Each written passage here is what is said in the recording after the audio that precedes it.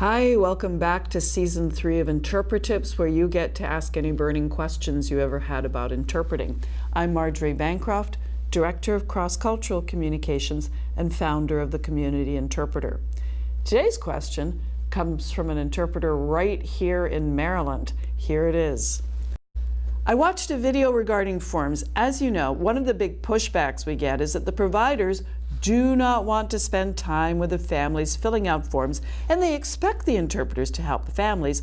Their view on this is that usually for English-speaking families, the forms are just handed to the families or the patient to fill out without any help. They, the providers, say that they should not treat the non-English speaking families differently. They should hand them the paperwork, and the families should use the interpreters to interpret what the questions are, which, by the way, is already different.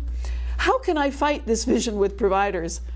Thank you so much for your help. Thank you so much for these videos. Well, thank you so much for the question. First of all, Catherine and I are always getting questions about forms, and I really want to refer you to a recent video by Catherine on how to handle those requests on the ground.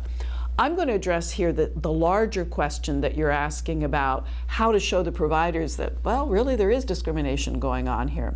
And I want to divide that answer into 4 categories: the law, liability and risk, quality of care, and patient satisfaction.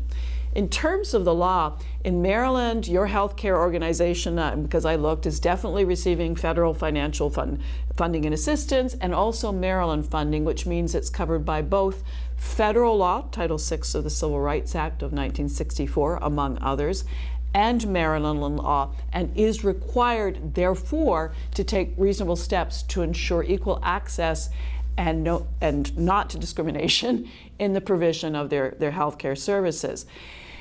So is this kind of behavior discrimination? We'll put it this way: I don't think your healthcare organization would want to complain about this to go to, for example, the Federal Office of Civil Rights.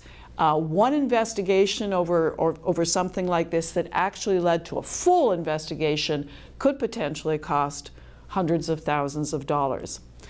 Next, liability and risk.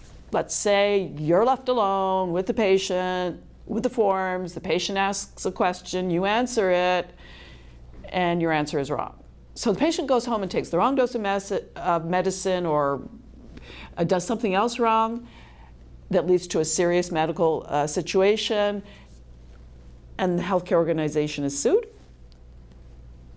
You could be named, and the provider could be named, as well as the healthcare organization. Third, quality of care. The patient is left alone with you, can't answer questions about the forms. There's cultural issues and misunderstandings. It's an overwhelming new world. They may certainly not remember their questions by the time the provider comes back. Is that quality of care? So it's not even just an issue of discrimination here. English-speaking patients are not the same as non-English-speaking patients, by the way, on many, many grounds. It's a profound issue of quality of care. Finally, patient satisfaction. You, the patient, are dumped alone with the interpreter. How do you feel about that when you do have burning questions to ask the provider?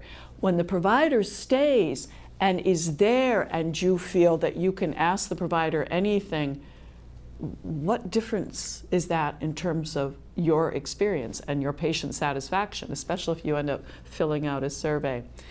So I hope that helps give you some arguments to use gently and sweetly when educating the providers that you work with. Meantime, thanks so much for sending this question, and thanks for your compassion.